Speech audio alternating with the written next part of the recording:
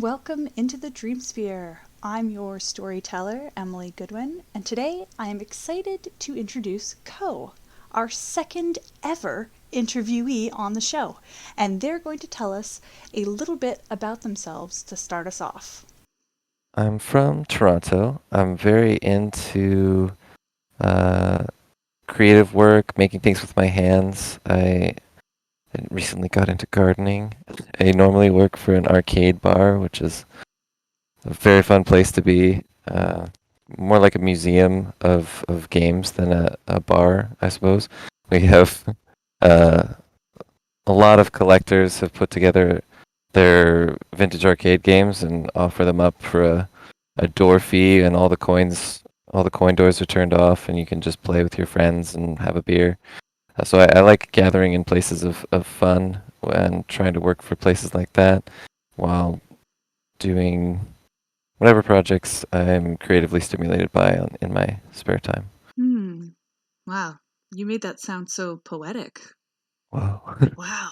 I'm blown away. That makes me want to go back to the arcade bar even more now. Yeah, pretty soon.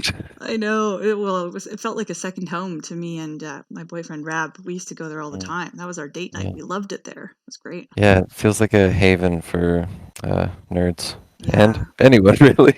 Yeah, yeah. It just has such a chill vibe. I love it there. It's great. And I saw your plant collection. That looked amazing.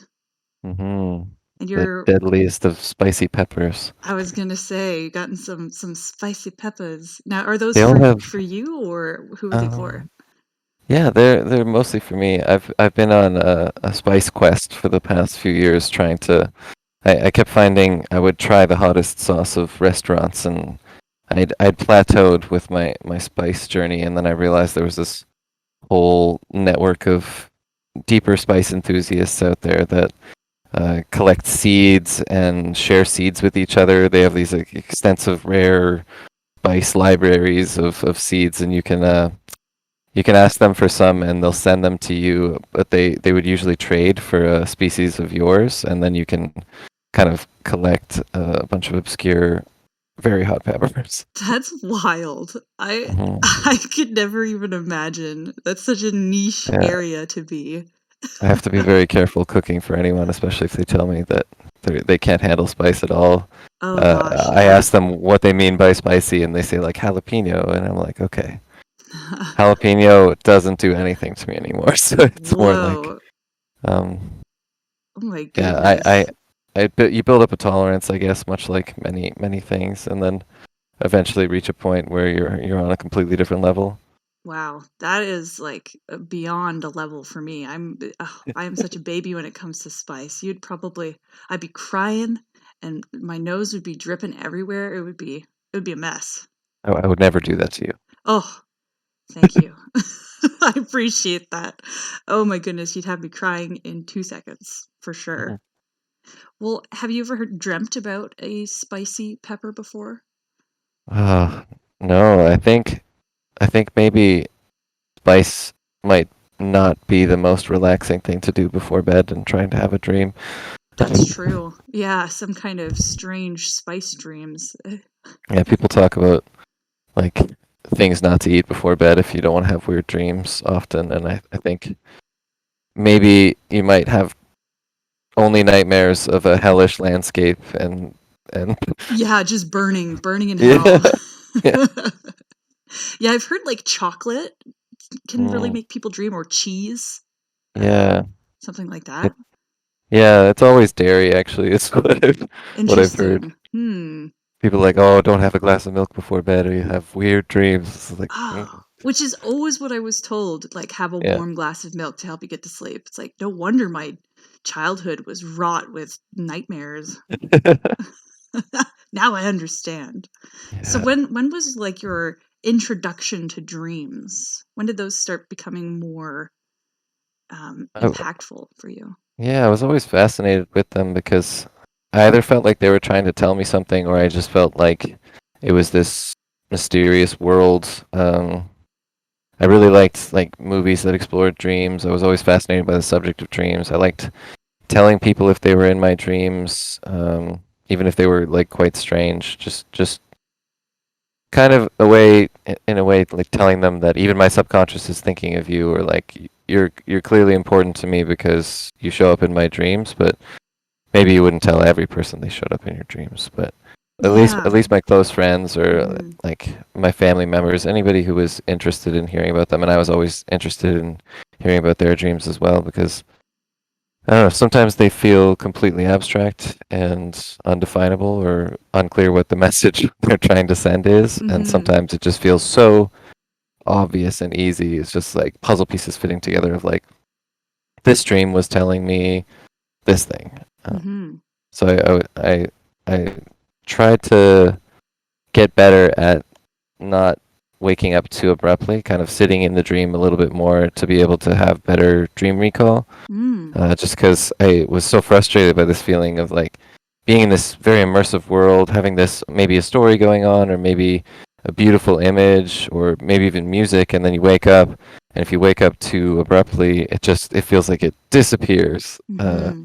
gets whipped away from you, and I found that feeling very frustrated. So I'd say that's when I got more interested in like actively dreaming and Mm. trying to remember things. Were you quite young when you started actively dreaming? Like, how old were you?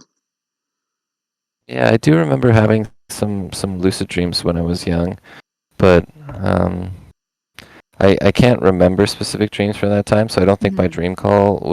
dream recall was that good. But I was Hmm. noticing patterns of having recurring dreams and recurring characters in my dreams. So I started to feel like things were more connected than perhaps people had told me at that age. Yeah, for Um, sure. uh, and maybe there might be this like world that I was mapping out there. It felt like things looped back on themselves. I saw people and recognized people over and over again. So I felt kind of like I was entering this magical world, and I wanted to just know more about it.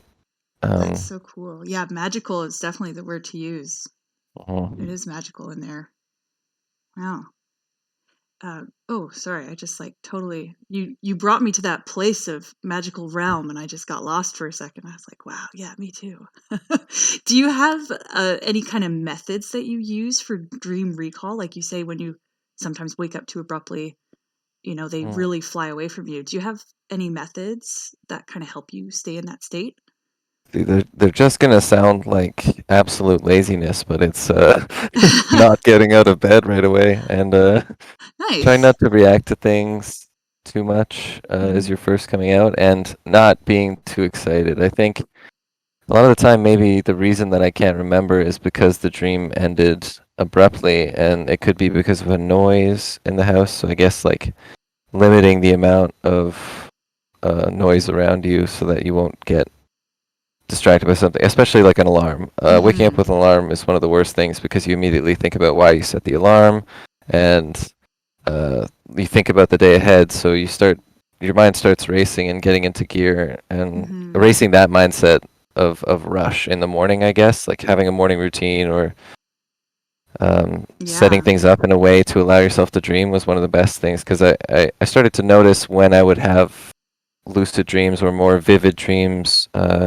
just based on my sleep patterns, like when I was falling asleep and what kind of dream I had. And then I would just try to set up those scenarios more. Hmm. Ooh, So yeah, I totally. didn't become like a dream master more than just observing patterns in my sleep and when I would have the best dreams, and I would try to set that situation up. It was more Yeah. just like setting the scene, not setting my mind in a particular way. Hmm. Yeah, totally. Yeah, I can see how that would like affect it because I find for me when I wake up from a dream, I try to keep my eyes closed because any kind of light getting Mm. in, even that is enough to just distract me completely from my dream recall. Any of the waking senses. Yeah, pretty much just any sense at all. If it's like Hmm. even just slightly too loud or too bright or too hot or too Hmm. cold, I find it just like they fly away. They float away. So what's your And belief a lot of system? people do. Oh, Oh, sorry. sorry, sorry. A lot of people say the dream journal is a good thing, but I will say I have not done that. Yeah, well, you know what thing is with dream journals, or at least in my opinion, it's so much effort. Like Hmm. it's so much. And as soon as you turn on your phone or you grab your pen and you start writing, you get totally sucked out of it. Like it Hmm. just destroys even just the dream recall experience. It just Yeah, gets it's a little too ruined. tactile. It is, yeah. I I have heard of people having a good little recording device that is you don't even have to open your eyes to push it. You set it up somewhere, you know where it is, and you just push one button and you don't have to look at a screen. So Mhm. they felt that that was like a thing. I can put enough intention into moving my arm and pushing a button, and then I can just sit with my eyes closed and talk my dream out to this thing, and then they'll listen to it later. That way they Mhm. don't pull themselves too much into reality. It's like maybe even I guess you could get one of the voice activated assistants of modern tech devices to help Yeah. you out with this. Be like, Yeah. Alexa, I had a great dream. Tell me about it. Be like, "Oh, Yeah. okay. Keep your pants on. I'm going." Yeah, the Google Homes and the Alexas. Yeah, that's Mm. actually that's a good idea. Oh, yeah, you can have that. Yeah, they should develop an app for that. I feel like that'd be Oh, really useful. they're listening to us. It's in the works. True, true. So they'll snap up that idea real quick if they can find a market for it, for sure. Hmm. So, what's your overall kind of belief system around dreams? Like, do you maybe believe that they're more scientific in nature, like how your brain is working, or like, maybe a problem solving mechanism or supernatural phenomena, angels? What do you think? Yeah. When I was much younger, I felt like it was a supernatural phenomena because it just felt so magical, like I said, and then there were all these things you'd hear about of people dreaming at the same time or um, maybe having messages or premonitions in their dreams. It just felt like this untapped part of the mind where maybe we're less constrained by the confines of reality, I guess. We're in Mm-hmm. this more subconscious part of our brain, and there's all these funny little sci-fi theories about like only using percentages of your brain and all that. But I do Mm-hmm. find the dreaming mind is a little bit mm, freer. Mm-hmm. Yeah, it kind of So, knocks down those walls of what you think is real and what's not. And in the dream mhm, world, it's like anything goes. No rules. yeah, I found that part freeing. I guess as a young person too, if you're not having the most fun in school and maybe things aren't going so good in your real life, dreams can be a nice little escape and a Mhm. place where you have more control, a place where you can maybe be a bit more adventurous than you feel like your current life is. Yeah.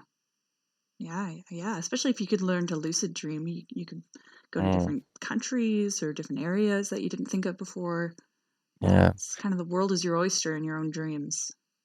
Being somebody who read a lot of fantasy books and played some video games as a child as well, it felt like dreaming was closer to the sort of make believe realm of these stories that you could have superpowers or you could have um, a talking dragon and it would totally go, Hmm. and those kinds of things make reality seem a little boring, to be honest. Yeah, they kind of do, don't they? They get a little over.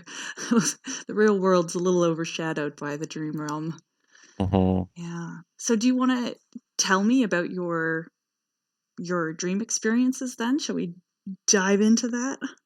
Yeah, most of the reason why I wanted to talk to you about this was because of a specific period in my life where I was dreaming almost all the time, and I might even describe myself as a dream addict, but it was due to exterior circumstances that were deeply unfortunate. Yeah, for sure.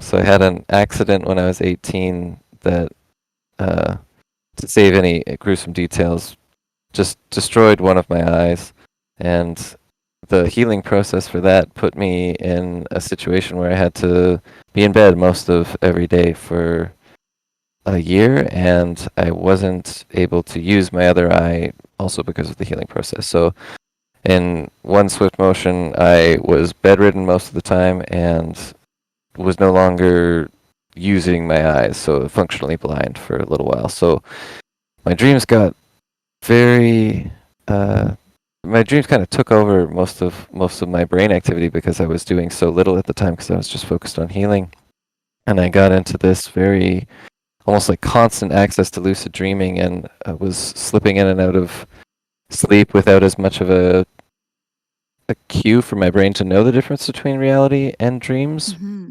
because of not taking in any visual data all of a sudden. So the waking life was only separated by the dream world by knowing that my body was in pain. So I Oh, wanted wow. to be in my body as little as possible. So I was sleeping as much as possible. Wow. Yeah, that's nuts. And do you mind just telling me how your do you call it blindness, or is it do you prefer visually impairedness? uh, yeah, I was functionally blind for a year. Blind is okay, yeah. Okay, I just wanted But to it see. wasn't as upsetting as that because I knew I did have one eye remaining. Mm-hmm. So at a time when the muscles could react around the trauma that I'd received, I knew I'd be able to use my right eye again. It was only a matter of time, but during that year, it didn't exactly feel that way, and um, I was able Yeah. to like peel my other eyelid open so that I wouldn't use the muscles to trigger pain in the injured eye. So I could take these little snapshots. So I didn't see nothing for that whole year, but I was actively trying not to use the eye as much as possible to not Wow. compromise the healing eye. Yeah. So you say little snapshots. That's kind of an Mm. interesting So way of when I doing was able things. to walk and go around places by myself, a lot of time I did have assistance from people helping me heal, thankfully. But if I needed to walk around, I'd have to put my fingers on my eyelids, much like the optometrist might, or someone checking your eye, peel my eyelids back without using any of my muscle function, but then I also had to not react to what I was looking at. If I moved my eye around, the other eye would move and it would Oh. possibly rip stitches. So Oh. I had to keep my mind very blank, move my eyelids with my fingers instead of the muscles around my eye, and then not react. I had to just take in visual data like I was taking a picture, like how the iris of a camera opens and closes really fast. Oh, wow, like a Uh, shutter. like a Yeah, shutter. I camera mean, shutter. I'm Wow. not going to operate at the speed that a shutter would, but that was the But the principle. idea. Yeah. Yeah, was to just like take a picture, I guess, with my mind, and then walk maybe 5 feet forward or however far I felt like was safe to do so, and then stop, take a picture again, and try to Wow. keep my mind in this neutral state of not reacting to the visual data I was taking in. So it was almost like a really bad computer. Wow. So, Oh my gosh. That's wild. I can't even mm. imagine what that must have been like. It must have taken you forever to get places. Did. I didn't have much to do, so Yeah. I didn't. It was this is like to go to the bathroom and back, or to go to the kitchen and make a meal for myself if somebody wasn't around. And Right. Wow, that's a process just in but itself right there. it was an interesting time for like there. The more comfortable I got not taking visual data as well, like I got really comfortable with this weird process that was specific to my injury of this snapshot taking, but I also got really good at just walking around the house with my eyes closed and like feeling the walls and feeling things. Oh my I goodness. didn't invest in it as much as like learning Braille, obviously, because I was just healing and I could listen to things and I Mhm. could I it, and I knew I wasn't going to be blind forever, so Mhm. it was more just a waiting, biding my time, getting through it.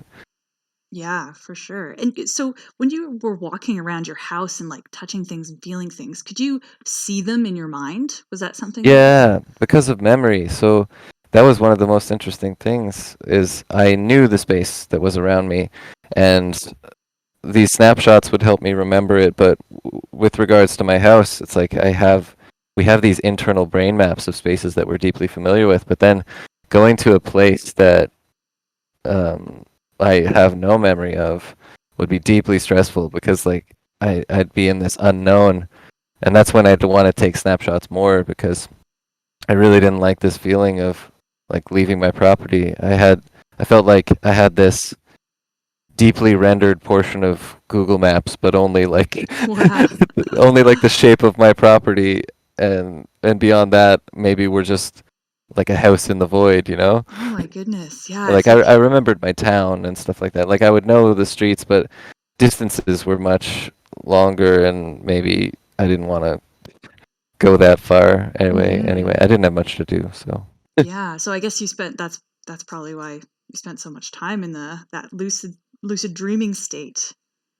I was also told to be horizontal, and depending on different times in my reconstructive surgeries, I had to either be face down because of a an oil that they put in your eye that helps keep your retina attached. Mhm. I Oh either my had to be goodness. on my back or lying face down, and they told me that I needed to spend more than 90% of the time doing that. So that's also why I wasn't going anywhere. So Right. the the the problems with being blind didn't really affect me so much because I was supposed to stay in bed also. Yeah. You were supposed to be not moving and healing. Yeah, yeah. Wow. So tell me a little bit about what kind of dreams you started having and what the lucidity process of that was.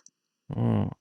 So the the big things that I noticed immediately were the fact that I wasn't taking in visual data. I feel like my dreams were an amalgamation of a lot of different inputs. I guess just recording across the day and then processing it at night in this sort of dream theater. But I noticed because I was taking in less visual data, my dreams became way more driven by the thoughts I was having because it was almost like I was daydreaming the whole time. And I guess maybe when people first start meditating, they have trouble emptying their mind of clutter. Mhm. But I was empty for just a very long period of time. That at first it felt like my mind. That was the most time I'd ever spent so dedicated in just my head because I wasn't having many visitors. I was keeping my eyes closed. At some point, I started playing music because someone bought me a guitar because they thought it would be a nice thing for me to do to Hmm. kill time. But up until that point, I was just so still for so long, and I'd never had that much stillness. I was a teenager up until this point. It was Oh like my goodness. go, Yeah. go, go, high school, biking, very active, out in the sun all the time, and then to this like place of deep stillness for an extended period of time. At first, it felt like there was nothing in my head because I hadn't put that much time Yeah. into it. So I felt like I Right. was building up this thing from nothing. Or Wow. Yeah, especially, being a teenager and your hormones are going crazy and you're mm, just at the end of high school and like yeah, that's a lot for a kid. yeah, you're adjusting to just exiting puberty, I guess, like hitting Mhm. your new, not quite adult, but young adult Yeah. body. Yeah. Getting used to all those new feelings and Hmm. and you kind of get to know those too by interacting with other people. So having those feelings and then not having any social interaction Hmm. as much Yeah, as I you didn't would. mention the social interaction, but yeah, the sudden loss of vision, the sudden loss of conversation. I was only seeing my mom mostly every day for a while. Um, Yeah. so just very little conversation. She was just checking in on me, giving me my meds, and then just leaving me alone for a while, and was drifting in and out of sleep. Mhm. Wow. So did you in your dream state, did you start creating characters like to socialize with? Like what was it, or was it quite lonely, like how you Um, actually were, or what was it like? well, so my ability to sort of shape my dreams got better and better the more I was slipping in and out because, like I said before, when I was first started messing with lucid dreams before my accident, it was creating this sort of ideal dream state. But my accident created this ideal dream state all the time. The ideal dream state for me was to not know that I'd fallen asleep. So if I consciously choose to sleep, um, I would have a dream and then I'd wake up with my alarm in the morning and I'd get ripped from that dream. So those were the times where I'd be most frustrated. But the times where I wasn't was if I had snoozed my alarm, kind of woken up, and then drifted back off. Then I'd have these incredibly vivid lucid dreams because I'd sort of woken up my mind. So it's Hmm. like more of the waking mind was present in the dream. And I noticed it was this percentage balance of how awake am I and how unaware was I that I fell asleep in the first place. Then I Right. would have these mind bending, incredibly vivid dreams that I could really recall and I could put more agency into. I could like teleport or change sceneries or have superpowers. Hmm. It's like you had your own version of, Minecraft sandbox in your own head, and you could Hmm. just manipulate whatever you wanted. Yeah. That's so cool. So what's give me one example of one of your creations in your head, if you can remember. There was a there was a moment where I was in a cityscape and I guess it was an imagined city because I hadn't moved to Toronto yet. I lived out in the country, so I Okay. didn't really know much about the city. And I had this kind of junky parking lot that reminded me of the movie Sandlot, actually. Okay. I've Um, never seen that film, but yeah, it was a bunch of like busted cars, like okay. a junkyard surrounded by nice buildings on all sides, and then just beaten up cars. And this was a recurring space a lot. But instead of junkyard dogs, there were frilled lizards, like Whoa. the ones that kind of pop up a frilly mane. Yeah, I know the ones. Yeah. So it was like these little junkyard lizards were watching me do everything in this place, and I was just kind of trying to learn how to fly there. That's so They, were- funny. These they were lizards like, just chilling on cars like, what's this guy doing? yeah, you know how dogs tilt their head to the side when they are Yeah. confused about what it was kind of like these lizards were just watching me jump and flail my arms around and try to fly for a really long time while going like, huh, Oh. huh, huh. That's hilarious. Mm. So you say that you were trying to fly. Mm. So when you went into your lucid dream, this dream place, you had to actually learn how to fly. Yeah, a lot of people told me that they've had these dreams where it's like they open the bedroom window and they just swim out into the sky because I guess swimming is our brain's most apt simulation of what we might think flying might feel like because we don't have a Oh. body designed for flying and the thing with lucid dreaming specifically is I think a little bit of the rules of reality do bleed into it. I would Mhm. call maybe a completely creative and chaotic dream versus a lucid dream. I feel like a lucid dream is the harmony between the subconscious mind and the waking mind. And Mhm. when percentages get too much towards the waking mind, you wake up and you get ripped out of the dream. But if things go more towards the subconscious mind, you lose the agency, you lose the maybe physical properties or tactile properties of the realm. So um, I had That's to interesting. Yeah. I had to teach, I guess the the the investing in the lucid state felt like I was the mediator between my waking mind and my subconscious mind. It's almost like you're helping them communicate better because it's like having a creative and a business person in a room trying to have a meeting about something, and they just keep butting heads because they don't know how to talk to each other because they're Mm. so deeply opposite. Yeah, like a creative would be like, "Oh, let's build this amazing triangle on its head," and the business person's like, "No, you can't But do that." but what's the point? Yeah. Ah, exactly. Yeah. So I feel like teaching the process of flight, your creative mind kind of just has this impulsive "I want to fly" feeling, and then but there's this new presence of the waking mind, and the presence of the waking mind gave you the agency in the first place to be like I want to fly. Like Mhm. this is the first time. Like normally the chaotic dream just almost like puts on a mind movie for you, and you're taking no agency whatsoever.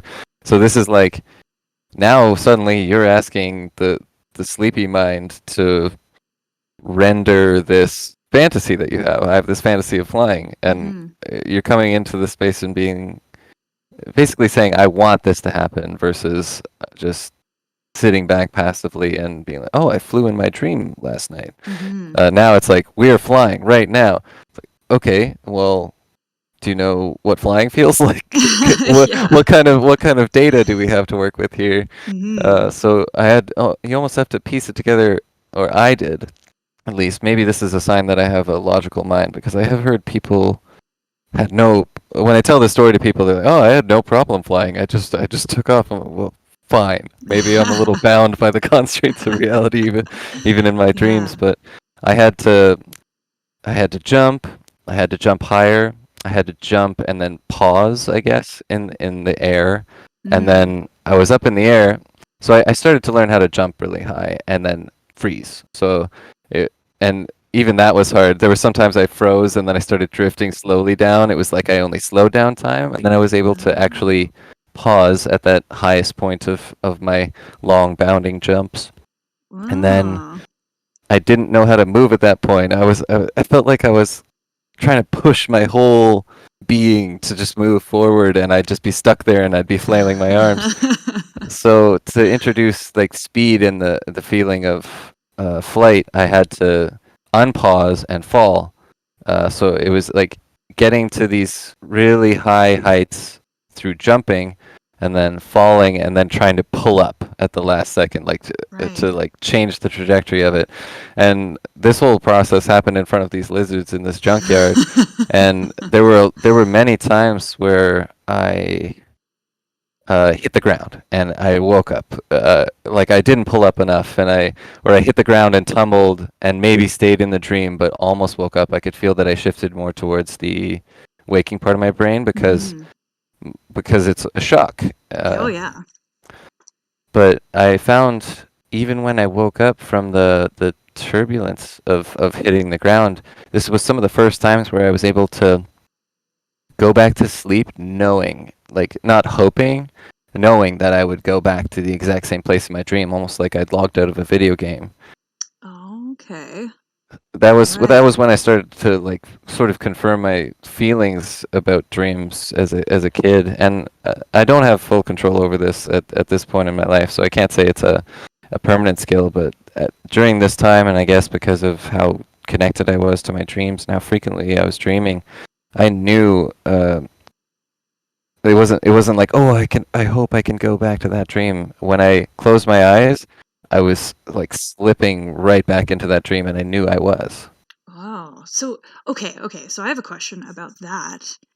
Do you think that having like the full certainty and the belief that you're going to go back into the dream is what actually makes it happen? Is it Do you think that maybe some people they wake up from a dream they're like, "Oh, I wish I could go back into that." Do you think if they really believed that they would, do you think that that could possibly put them back into a dream? Just like that solid belief that you can? So before this point in my life, I think I'd had that other experience of dreams that made me interested in lucid dreaming in the first place was that I felt like I had no control, and then you wake up from that good dream, you messed up your dream recall for whatever reason, too much stimulus, and then you want to go back to that dream so badly, and the act of wanting to go back to that dream badly sometimes would pan out. It might be enough for your brain to make the link as you fall back asleep, but a lot of times I feel like it forced my brain in the other direction just because you wanted it too much. But Mm. I was in such a casual relationship with my dreaming during this time because it was so constant and I was choosing to dream so actively that I think there wasn't as much pressure. I knew I'd be asleep again soon, so I was like, yeah, we could go back to that dream. Like kind of like your Yeah. friends just asking you if you want to watch a movie. You're like, yeah, yeah, I could go back. Yeah. Right. So it's not, maybe thinking about it too much is actually like Mm. too overstimulating and then it doesn't happen. Yeah, I think it was just it felt like messing up a skateboard trick and just getting back on the skateboard as Mm. opposed to being like, "What was that? Ah, I was so close. I want to Yeah. do it." Yeah. Oh, totally. Yeah, okay. I can see that. Yeah. I know sometimes if I'm laying in bed and I'm like, I'm gonna go to sleep and I'm gonna dream and it's gonna be awesome. And then I wake up the next morning and I've had no dreams because my brain's Mm. like, you are too intense about this right now. You need to cool it. Yeah, you are just taking and you are not giving. Yeah, yeah, maybe it's like you gotta have more of a of respect for your dream realm. It's like you can't just be demanding it all the But I time. want to dream about Carl. Yeah, something a little bit more kind of passive, as you say. Yeah. Interesting. So you learned how to fly, and that was Hmm. quite a lot of effort. So I am happy that to report that I still have that skill, and Oh, I can good. fly in a large variety of ways. I have control over speed now, but I really enjoyed the fact that it was like two parts of my brain needed to solve a logic puzzle together, and I'm sure that the process of them having to ratify two different versions of reality and create a cohesive skill. I'm sure that has bled into other aspects of my dreaming. Um, Yeah. I mean, it's if just you're solving a problem, yeah, just a that's general level of communication probably was increased by forcing those two to you know play out my fantasy for me. that's pretty cool. Yeah. You've got to have a little effort for in all the aspects. Mm. Yeah. So, what other kind of dreams did you have while you were in that state, other than your um, ability learning how to fly? I I started having some dreams that were, I guess, less bound by visual data during that time. I was starting to have a lot more like sound in my dreams, and previously I felt like my my dreams were very visual focused. It was like these fantastic worlds, lots of like vivid colors, and lots of Hmm. things like that. But I think my brain was just way less used to getting that kind of input, and I feel like it was working way more with sound. So this is the first time like people spoke to me in dreams. This is the first time I heard music in dreams, and I found that part very fascinating, and it would make me very interested to speak to um, an a fully blind person about what their dreams are like, because I feel like over time, and I only spent a year not taking in much visual data, and I still had a memory of a lot of the physical spaces that I was occupying. So I was still very much bound in my dreams by visual data, even though I wasn't taking any in. It would be interesting to compare someone else who had an accident or maybe lost their vision halfway through their life, or the dreams of someone who was blind at birth and has never taken in any visual data, and like what their how they describe their dreams. That's fascinating. Now that you've put that in my mind, I'm going to have to see if there's anyone out there who would be interested in talking to me who has I been eagerly having. await that Oh, episode. me too. I'm really excited for that because yeah, with your, partial blindness and going through that, I wonder how it would translate. That's so interesting. Yeah, Oh man. Well, I've got something to look forward to. I got some homework to do now. yeah. I'm excited for that. So your sound became a lot more Hmm. intense and rich, Yeah, I'm assuming. I I do remember one dream that specifically stood out to me was I was experimenting with lots of different things in my lucid dreams. I wanted lots of skills. I wanted to be able to escape stress dreams. That was a big thing because I didn't want any stress at that time in my life. So Mhm. I learned how to sort of, I don't know, screen wipe, let's say, to like pull away the current setting and like jump to a new dream or jump to a new place. But I Oh. didn't fully get control over where I was going to jump. It was almost like I was flipping on random through places. Oh, so it's like a Um, television, like you're going through the programs. Is that yeah, kind of what like it's like? changing the channel, Yeah. but it was mostly like loading a new setting, Mm. and wiping all characters, I guess, away from it. If I was being chased, obviously I just learned how to fly, so flying away from a lot of stress dreams became Yeah. my go-to. But I learned how to almost like snap my fingers or you know go to a neutral space, like a stillness of mind, almost like a meditative space, but in the dream world. So Hmm. I don't like this dream. No, like turn this off, load up something new. Right. So, did you have a lot of nightmares when you first had to start laying horizontal? Were you plagued by a lot of nightmares? I've always been pretty fortunate with my balance of dreams versus nightmares, I think. Even when I have, I'd say I'm only like mildly uncomfortable sometimes in dreams, and like that dream rubbed me the wrong way a little bit, Mm. versus full on night terrors. I think I'm pretty fortunate with my good energy in my dreams. Oh, wow. That must be nice. I've had some pretty horrifying ones that I might have a little bit of PTSD from those. Who knows? Who knows? I've had like I have experienced negative dreams, something akin to sleep paralysis once, Oh. and then a lot of just being chased dreams, and a lot of that like being chased, but you know you're way sluggish. Like it's almost like your realization that you're in a dream is based on I am moving so slow and that person is moving so fast. Like I know Yeah. I'm a decent runner. Like I know I could. Like if I was awake, I'd be. So that frustration of that like sluggish, almost like in quicksand movement Hmm. is something that might trigger me to go lucid now because I just have this voice in my head going like no way we're this slow, or like I'm trying to climb a building to get away from someone. It's like no, you could climb this in real life, come on. Hmm. Yeah, yeah. Those little those pieces that kind of show you or let you know that you're actually Mm. dreaming. So a lot of times now when I'm having that sluggish feeling of being chased by somebody, I'm just like wait, I don't have to be here, I can just fly away. So I think that gave me uh, a lot of abilities to maybe not always have a good dream, but definitely not. I don't feel stuck now as much in a bad dream, unless maybe I'm in a particularly stressful time in my life. Wow. Oh, okay. I have a question going off of that. So you being able to practice getting away from stressful situations in your dreams, or like being able to unstick yourself from a bad dream, do you think that's translated to waking life for you? Do you ever feel like really stuck in your waking life?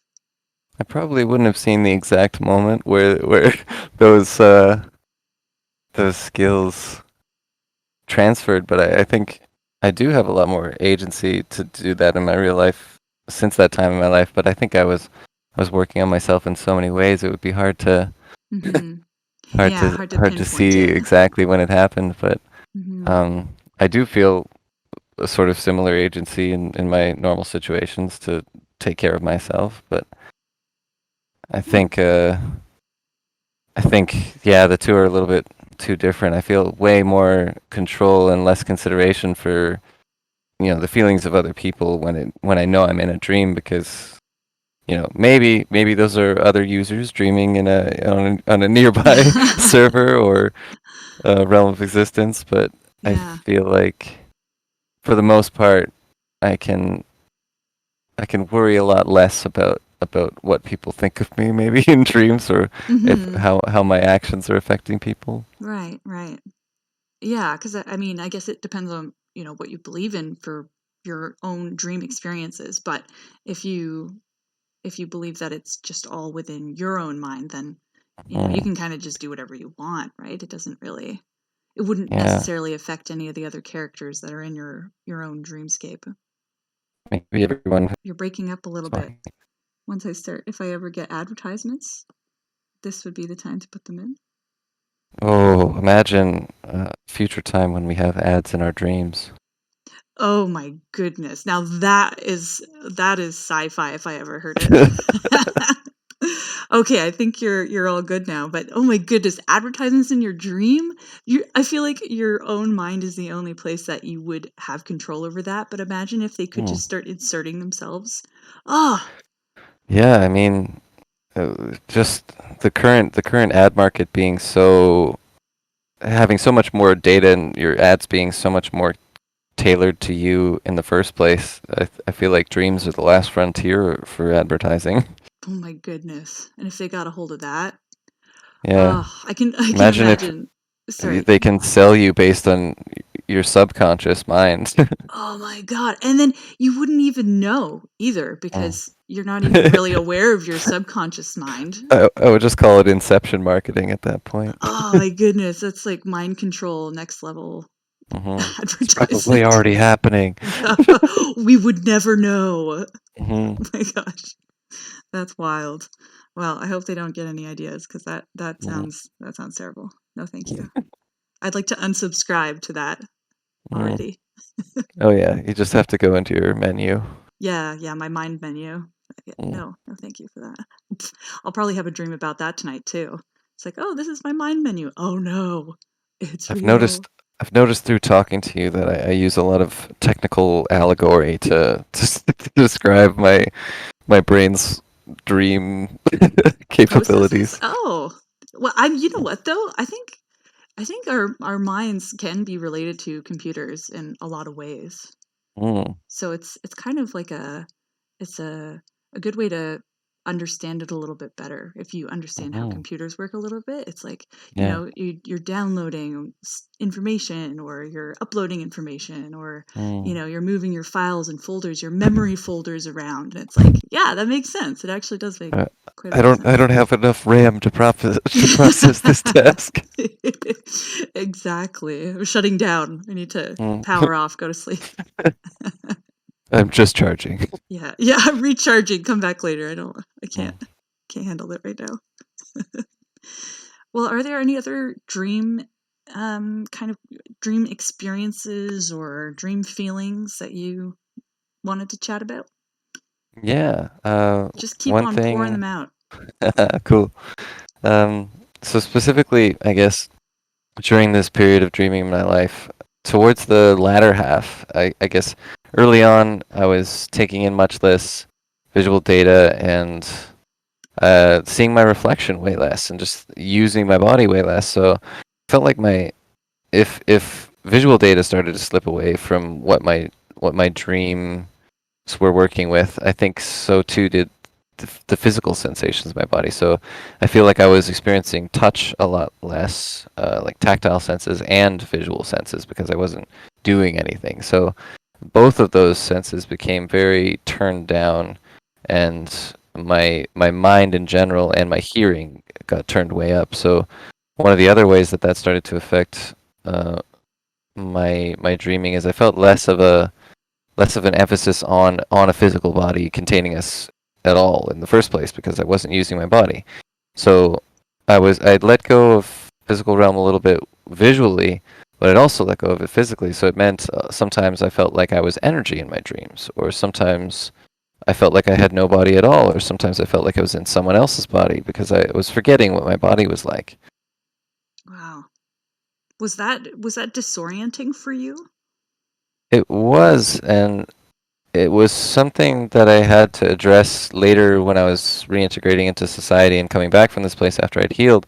Was feeling so disconnected from my body, and in a lot of different ways. Like I feel like I had this sort of sacred mind space that I'd spent a lot of time while I was healing, and it was scary to leave that place. And reconnecting with my body, like my body had changed in that time. Like it was, yeah, the end of puberty and the end of high school and all that stuff, but my body was still, I was still getting used to it, and I was growing, and like I was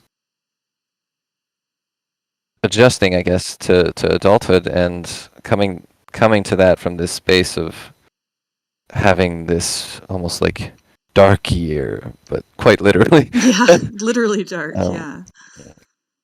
um, so it made it. I had kind of a journey of reconnecting with my body closer to my mid 20s. So I feel like it while these coping mechanisms were quite good for me when I needed them, they made it quite difficult to reintegrate into society. Maybe I'm just being a bit too hard on myself. It probably would have been difficult to reintegrate into society no matter what, because I'd had such a horrible accident. But Hmm. um, Well, there's no handbook for that. yeah, yeah, There's there is. there's there's nobody being like, "Oh, well, if Yeah, you become partially blind at 17, this is what you do." It's like, no, you got to fumble through that by yourself. yeah, and I think it would be helpful to state, I guess maybe I glossed over it earlier, that this was not a degenerative eye disease. It was Mhm. just a horrible maiming incident. Oh god. It really Um, does sound terrible. yes. Yeah. Uh, So okay, yeah, sorry. Continue, please. Please go on. Oh, what was I saying? You were Hmm. saying you felt like a just energy and you could switch between bodies and coming back into Yeah. society that So was really difficult. yeah, I feel like I'd left the idea of my body behind at some point during all of that. So coming back to it, I almost resented reality because I'd been Right. so free in this space and it had been this safe space. It was almost like if I had any kind of normal teenage lethargy or, what do they call it when you're just, you don't, apathy. If I Yeah. had like a normal teenager's amount of apathy, I almost felt like none of it mattered and why was I doing this? Why don't I just sleep all the time like I used to? It was Mm-hmm. almost like I was kicking an addiction, but much like a lot of people describe addictions as bandages and you need them until you don't need them anymore until the wound is healed. Mm-hmm. And fortunately, my wound was a literal wound that was Yeah. healing. That's But you could see it. You could feel it. It was yeah, I there. knew it was always a matter of time, so I knew these things would fall off like an old scab when I was done with them. But I for during the time it begins as a pastime or I'm dreaming because I'm sleeping, and but later on in my healing process, it was like I'm dreaming because now I'm loving dreams. Dreams are where I'm able to express myself. Dreams are my only maybe stimulus because I'm sleeping so much. Mm-hmm. And then towards the second half, I was able to open my right eye a little bit more because the muscles had just gotten used to operating. If earlier I was taking those snapshots, like I said, and moving my eyelids with my fingers, those muscles got used to working separate. I couldn't fully open my eye; it would stress out my other eye, but I could very relaxed open my eye maybe a centimeter. Wow. And so I started getting visual data back in my life, but I was still not supposed to be moving. So I actually set up a specialized computer rig during this time, which it will sound way less techy than I just described it as. I put a pillow on my desk, and the mouse and keyboard were to the left and right of it, and then I put a monitor on the floor. So I was able to use a computer for the first time in a while. Wow. Um, so in this way, I could keep the angle that the doctors wanted me to have my head at for healing, but I was able to now sort of have a social life, and one of the ways of doing that was playing online video games with my friends, and Mm-hmm. this meant that now I was still in this place of not taking in a whole bunch of visual data or doing a lot with my body, so those things were removed. I was still very not connected with my body, and I could only play these games for maybe an hour at a time early because it would strain my eyes, and I hadn't been using my eyes for so long. Mm-hmm. But what this meant was I now had new bodies and new worlds to explore that were less driven by my own creativity, and there was social energy back in my life. So it Mm-hmm. meant I felt more attached to some computer bodies that I had, or computer avatars, let's say, than I did with my real physical body because I was spending more time playing video games than using my real body. This created kind of less. If my body stopped mattering in my dreams, now these computer characters sort of became my body in my dreams. I was having dreams as some of my avatars from online fantasy games, for example. Mm-hmm. And did you feel like those bodies were like more of your body than your own? At that time, yeah, I felt like I was exploring more in those bodies and getting more stimulus from those, and I hadn't used mine in so long that I was starting to feel more attached to more identified, I suppose, with my computer body. And some people get to this place with computer games without any kind of trauma at all and feel Mm-hmm. very deeply attached to their online personas or avatars for all kinds of reasons. Mm-hmm. Like it feels like a safe space for them, and they get to finally really design what they look like in ways that they never had the option to in the real world. So Yeah. it can be deeply freeing to just be able to choose what you show to people and what you look like to people. Hmm. Do you mind me asking what yours look like, or did you have like a variety of them?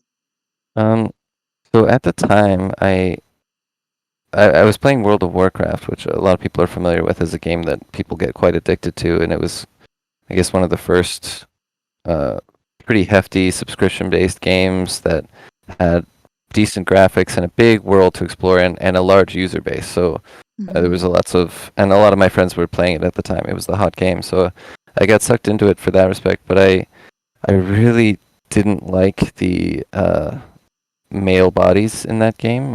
I've always been kind of a scrawny guy, uh, tall, skinny. People would call me like elf-like. So I played an elf, but the guys, I don't know, this game company, they still do it. They're huge. Like they're Right. they have like arms as big as tree trunks. Right. They've got these like they look like bodybuilders, and I just didn't really connect with that shape of body, so I played a female body in this game. Hmm. And what that it's a very funny situation in World of Warcraft because even though a lot of people knew at the time that the player base was almost completely male, people would, if you had a female character in this game, people would hit on you all the time and give you free things as well. So at first, Oh, okay. me picking this character was more like that body looks more like my body than the male body, Yeah. and I wanted to play like a sneaky assassin. So me seeing this like huge hulk of a man with a tiny dagger be like, I'm gonna stab you. It just Yeah. it didn't fit into my idea of what being an assassin looked like. So I was playing this girl character, and people were talking to me as if I was a girl and giving me free things, and I was just like, oh, this is dangerous, but kind of nice, you know. Yeah. But then Right. I started realizing that I liked like female bodies more, and I think a lot of people, if they found out you were a guy, they would assume that you picked a female body just because you were being pervy or something like that. They'd be like, "Oh, Hmm. you just like the girl better. I get it. Don't." But Right. for me, it was just not ascribing, I guess, subscribing to what they are depicting maleness as, because Hmm. it felt like a very very polarizing version of what maleness and what femininity looked like, and I didn't I didn't like the how polar it was, and I'm sure so many people who heard that I was playing a female character were either hoping I was actually a girl in real life or just being wanting to connect over the fact that like, oh yeah, I picked the girl model too because she's so hot. Or Yeah. Yeah. Exactly. it just felt like it matched my body better, and I used it. But then it came with all these perks. You get used to it. Yeah. Especially, I'm not sure how long ago that was, but female characters, uh, people didn't really play them like that. Was pretty rare. Mm. Uh, yeah, you would face the scrutiny of your peers Yeah, if for you. sure. Did you have multiple characters, or were you just using one particular one? I was kind of an anomaly, I suppose, in the game because a lot of people did, I guess, get bored of their archetype and try to make another character. And I tried once. I made a shaman, but I didn't like not being a rogue, and I still Hmm. laugh at myself because I've played so many different gaming systems at this point, and anytime there's any kind of roguish archetype, I'm always playing it, and I laugh because it's like, well, you're robbing yourself of like a a diversity of experiences. Maybe it's very different to play this thing, but every time I try it, I'm like, nope, I want to be the rogue. So, Right. It just doesn't uh, feel like the character yeah, that you like. like I just like being sneaky in video games and Mm. trying to think about how I approach enemies, and Mm. uh, I find I've tried being like a people would call it a tank, like the big warrior and with Oh a yeah. sword and shield on the front lines, but I just feel like I'm getting hit really hard. I'm not doing much. I'm just getting hit. Mm-hmm. I Yeah. feel like it's not very. I like dodging and jumping and Yeah. aiming. Okay, so you like a little bit more of a strategic kind of character. Yeah, Hmm. And did you have, I mean, I'm assuming that you started dreaming about your characters as well. yeah. I started. I remember the first time I spoke to my friends. I was like, I think I'm playing this game too much. I just had a dream where I was I was my night elf character, and that was like I think a turning point for me where I felt like my mind was attaching to a new idea of what a body could be, I guess, or a new investment in digital identity because I yeah, I guess I'd been if you just look at your day in percentages, like how much of my day did I spend engaging with my real body, and how much did I spend if our dreams are this dream theater created with the stimulus of the day, Mm-hmm. then if all I give it is this video game character, that's who I'm going to be in my dream probably. Right. Because now I'm identifying more with this digital avatar than I am with my real body. Right. Right. And so, like, did the femininity of the female character, did that have anything to do with it? Like, did that feel like better for you or worse for Uh, you? yeah, previously I'd had what I didn't realize at the time was gender dysphoria towards my maleness. I didn't really like a lot of the male presences in my life. I didn't have good male role models. Most I found people very like brutish. I was like offended by a lot of the like grosser aspects that I think people um like all guys will fart and make fart jokes, and like if you're a Mm. guy you like fart jokes, or if you're a guy you'll get made fun of for being scrawny, or uh Mm-hmm. like you should be strong, you should be tough. Like I hated all of these sort of like more toxic male tendencies of the gender, Right. um and always felt like I had never felt fully like I wanted to be female at that age. I just felt a deep not maleness. Like what I'm being told maleness is not something that I want to.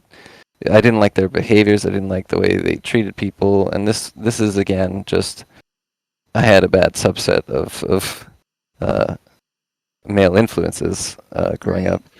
But Do you think at that that time, yeah, it was like there was I had almost zero attachment to the idea of being male, and then having this stimulus of being perceived as a female after really not being connected to my body for some time felt very freeing.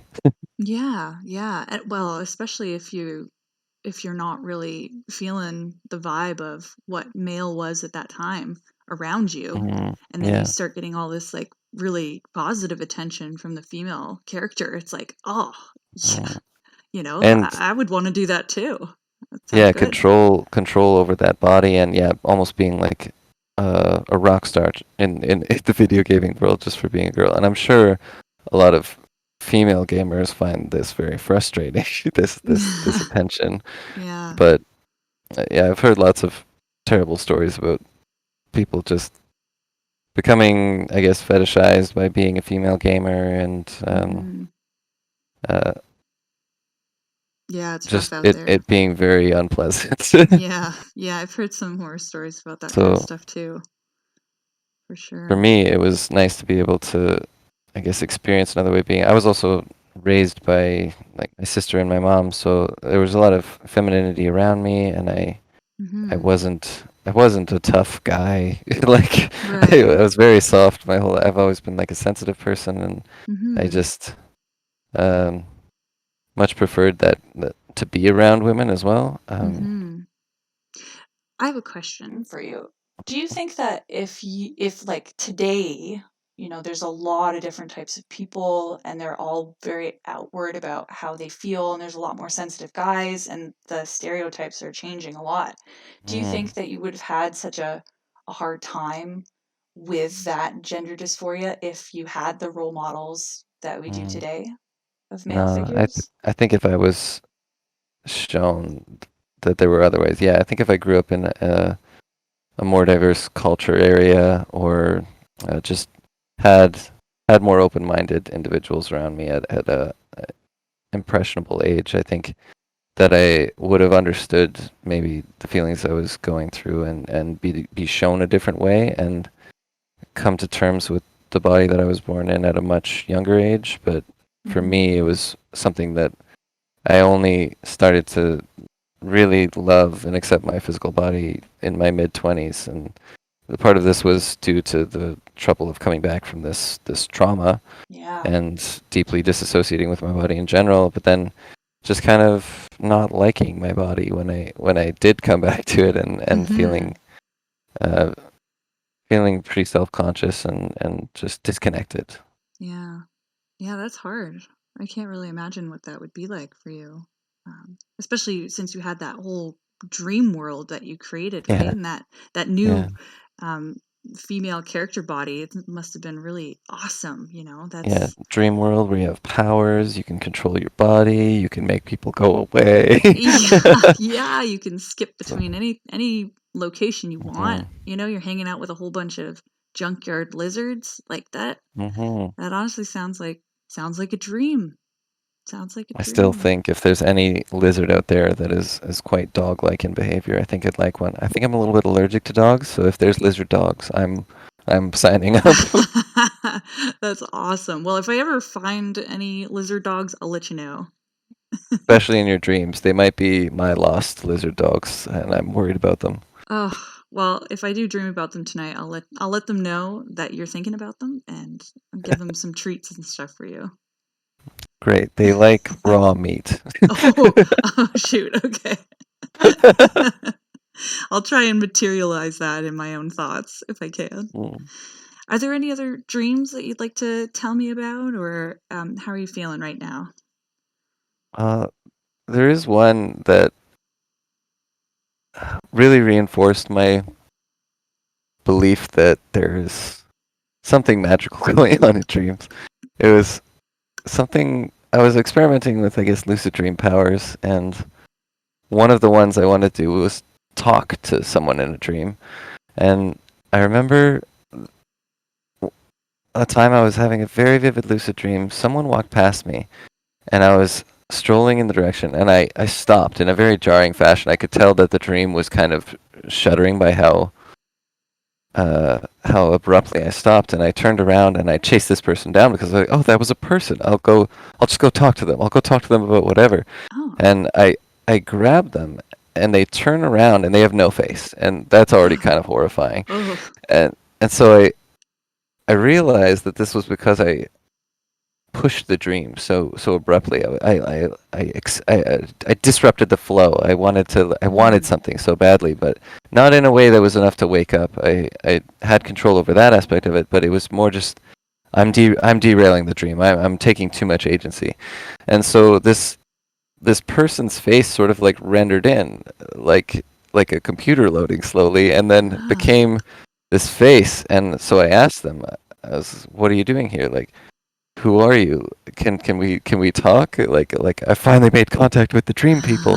and and he looked visually quite uncomfortable, like he was nervous. Like Mm. I'd suddenly put him on the spot, and he looked like he wanted to leave. And all he managed to say to me was, "I'm not supposed to talk to you." And I got What? so freaked out by that. I woke Oh! up immediately. I almost like it was like yanking a helmet off kind of thing. Like, whoa! I woke up immediately, and I felt so like I guess my hope was to contact some kind of dream force, and just like having this statement of like a rule structure with dream Ooh. beings. Um, that was one of the times where I got really hooked. I guess like that was I could sink my teeth into that. I was thinking Oh, like yeah. there's this dream king or dream emperor that only allows its subjects Ooh. to be background characters, and they can't like Yeah, it gave me a lot Whoa. to think about and a lot of sort of uh, reverence of the magic of dreams. That's so, I mean, well, to me that seems very freaky and creepy, and I'd probably do the same as you and jerk awake like, "Oh, Hmm. that's Just, bizarre." I think, yeah, his general just off-put or a nervous energy and like looking Mm. around like I'm in a detective movie and he's like, I'm not supposed Oh. to talk to you. Oh I'll get my in trouble. goodness. They'll kill me. Like that was what I was getting from him. Whoa, that's a crazy vibe in your own head too. Like Hmm. that's unnerving. That's Yeah, unnerving. like if that's something that my brain needed to do to me just for laughs, then that's also weird. But if it's some sort of supernatural phenomenon, then Yeah, I mean, yeah, either way you look at it, it's very disorienting. Either mm, way, yeah. that your brain can make that up on the spot to just like mess you up. That's pretty cruel of your own mind. Mm. That's pretty yeah, that's pretty bananas. Okay, I have one last question for you.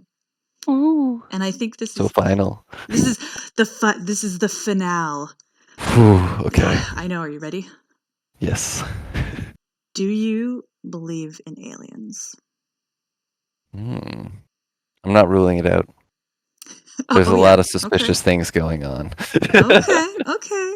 So, tell me more about that. I dabble in, I guess, all kinds of things, and I found myself at a workshop at festival in our region called Solstice, and I there was a lot of things that I have no knowledge of whatsoever that were on offer here, and I love getting exposed to, I guess specifically things to do with spirituality. This one I went to was supposed to be about astral projecting, and that's always something that I've thought maybe is happening in dreams, maybe is happening when you're daydreaming. There's times where I think about someone that I haven't seen in years, and we both message each other on the same day. Or Mm. times where I message someone to tell them that I was dreaming about them, and they say I was dreaming about you too. We didn't Oh, maybe necessarily have the same dream, but it's like our energy is connecting, or something like that. yeah. So I went to this astral projection workshop, and they were talking about uh, lots of things that I have no experience of whatsoever. But I remember at the end of it, um, people were talking about their experiences. It was kind of like an open circle to raise your hand, ask the person who was presenting the workshop about things that you've seen in deep states in your mind, whether they were psychedelic, whether they were meditative, whether they were within dreams. And this person talked about being contacted, and many people, and this could be like a gathered belief, and I'm not going to say what's right or wrong, but many people at this workshop had experienced being contacted by a mostly humanoid but blue person that has a physical third eye, and they they all had contacted this person, I guess, in a different way, but a lot of different people had seen this sort of shared image of what I guess an alien is to them, but didn't feel like they were reaching out to them. Felt like the alien had I guess contacted them. And I found that Oh. quite fascinating that multiple people had said this same thing. And some people could be dismissive of that and like it's a cult of faith type thing. When Mhm. someone says that something fantastic happened to them, a lot of people just want to jump in on it and be a part of it and say that, or like say this idea has been presented to you at one point in time, so now it's a subconscious idea. So now when one person has talked about a blue alien with three eyes, when I have a depiction of an alien in my dream, it might be a blue person with three eyes, but Right. they felt very directly contacted by this force, and the workshop presenter was immediately like going off saying like, yeah, those are the aliens. That happens when you reach a certain level in your psychic awareness What? or whatever. Like those are the, I think they called them Pleiadians, and I've read a lot about Pleiadians since then. What? But they're from the Pleiades. Wow. They care about us. But this thing was kind of eye opening for Whoa. me that just the nonchalance, I guess, Yeah. of being in this space and somebody be like, I'm just gonna share this weird experience I had. Does anybody know anything about this? And people being like, yes, I know Whoa. what that is. Oh Like, my so goodness. directly to just be around Yeah. that kind of like sense of surety around what I would describe as the supernatural or the extra dimensional, possibly. Mm-hmm. It was refreshing. It's like just being around people who believe in magic and Yeah. I mean, that's a beautiful thing, right? And Mhm. I find a lot of people are very just dismissive about Yeah, anything like like very that. concrete in their in what they perceive as reality and what the laws that govern this universe are. And of course, we've discovered a lot through science, but there's so much we don't know and that I don't feel like ruling most things out. I feel like we have to make these decisions for ourselves Mm-hmm. and stay open to what other people are experiencing because I've experienced some strange things and Yeah. Well, it sounds uh, like it for sure. yeah, That's so crazy. And have you ever seen any of these Pleiadians in your own I have dreams? not. I have not. Hmm. But I'm sure someone could tell me exactly why that is. Yeah. Well, I mean, I'm excited about this. I'm gonna go research them right now. I want to know more about these Pleiadians. I don't think I've ever heard of Pleiadians before, and I've done a lot Mm, of like, I'm kind of like an supernatural investigation. I will, I've done my Mm. fair share of Well, you're gonna supernatural. learn about a very long-standing cosmic war between uh, fully activated consciousnesses. And Whoa. spoiler alert, there's lizard people. No. There Oh are. my goodness. They make an appearance? No Yes. way. That actually sounds amazing. Like I'm Yeah. all for it. Yeah. I'm very open-minded to that kind of stuff. Like who am I to judge if someone says that they've had an alien experience? Like Hmm. why would my opinion matter? It's their life. They're experiencing it, Hmm. and if they're saying they do, then you know what? That's amazing. I want to hear more about it, honestly. I love all that kind of stuff. Sounds like you have your night cut out for you. I I know. It's my poor roommates. They're gonna be like, "What? Can you stop talking about aliens, please?" As long as you don't fully take over the walls with newspaper clippings and red yarn Oh, connecting.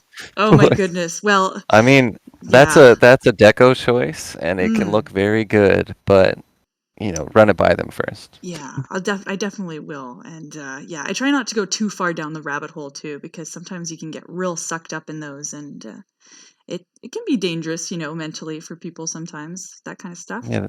Then you hear the birds chirping. The bird. Oh, oh my goodness.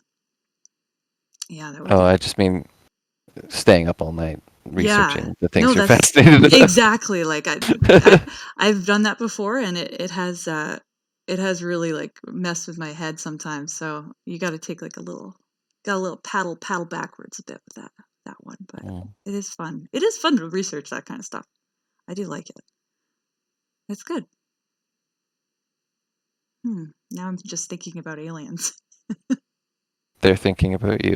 Oh, oh no. I got to get my tinfoil hat on and make sure Mm. that they can't hear my thoughts. All right. Well, thank you so much, Co, for coming and doing this interview with me again. I know we had a stab at it before, but I couldn't really think of any questions, and I was so floored by your story that I just, all logical thought went out the window. That's what happened. Yeah. Is there anything you'd like to promote for yourself, or like a group that you are with, or anything like that? Where Mm. people can find you if you want people to find you, or if not, you can be Oh. all stealth like in your cognito. I think I'll stay stealth like. Ooh, okay. I don't know if I have anything to contribute to this like this isn't something that's I guess active in my day-to-day life, but I am a performing artist right now. Ooh, well, I that's exciting. That's very Yeah. exciting. But it's completely unrelated to dreams, unless you count me making people's dreams come true. Ooh, cheese! I love it.